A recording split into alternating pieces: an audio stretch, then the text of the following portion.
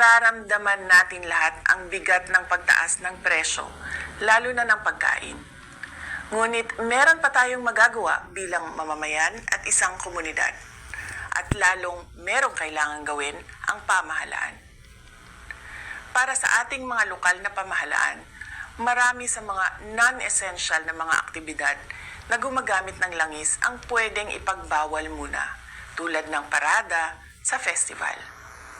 Bumuo ng komite para bantayan ang presyo ng bigas, mantika, pamasahe at iba pang pangunahing bilihin na apektado ng langis at bigyan ng maagang abiso ang mga mamimili at negosyante sa pagtaas ng presyo.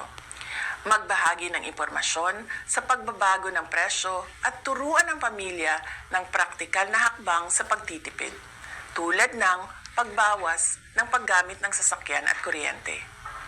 Palakasin ang suporta sa lokal na magsasaka at maliliit na supplier upang mabawasan umasa sa imported na produkto para makapagbigay ito ng buffer sa biglaang pagtaas ng presyo.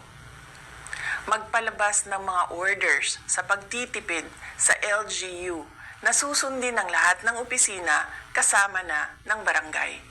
Bilang individual na mamamayan, ang mga sumusunod ay iilan lamang sa mga pwedeng gawin na makakatulong sa ating pamilya. Bigyang prioridad ang pangunahing bilihin at planuhin ang budget ng pamilya. Bumili muna sa lokal na produkto upang palakasin ang lokal na ekonomiya at mabawasan ang epekto ng pagtaas ng langis. Bawasan ang hindi kailangang paggamit ng enerhiya tulad ng pag-carpooling, bisikleta at pwedeng ayusin ang schedule ng lakad upang mabawasan ang madalas na pagbiyahe. Ngunit ang responsibilidad na protektahan ang mga mamimili ay higit pa sa ating mga tao o komunidad. Sa mga ahensya ng gobyerno na may tungkulin dito, kumilos na kayo. Kailangan bantayan ang presyo ng langis at epekto nito sa pangunahing bilihin at transportasyon. Magbigay ng maagang babala at magbigay ng paliwanag para sa mga mamamayan. Ipatupad ang mahigpit na hakbang laban sa hoarding at labis na taas presyo. Gawing regular ang inspeksyon at isarado ang mga lalabag na negosyante. Magbigay ng pansamantalang subsidiyo o price caps sa produktong pagkain at isaalang-alang ang targeted cash transfers sa low-income na pamilya.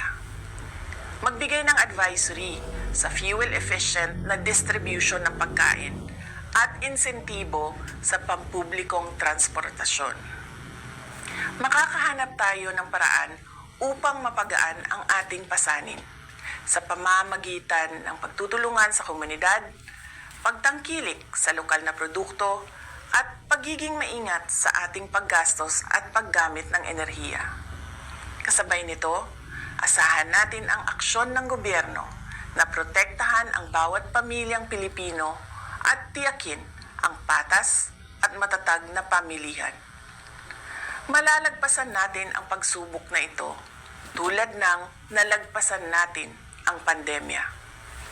Higit sa lahat, huwag tayo mag-isip na gumawa ng masama sa sarili man o sa ating kapwa-tao. Mamuhay tayo ng marangal at may dignidad kahit tayo ay dumadaan sa kahirapan. Syukran.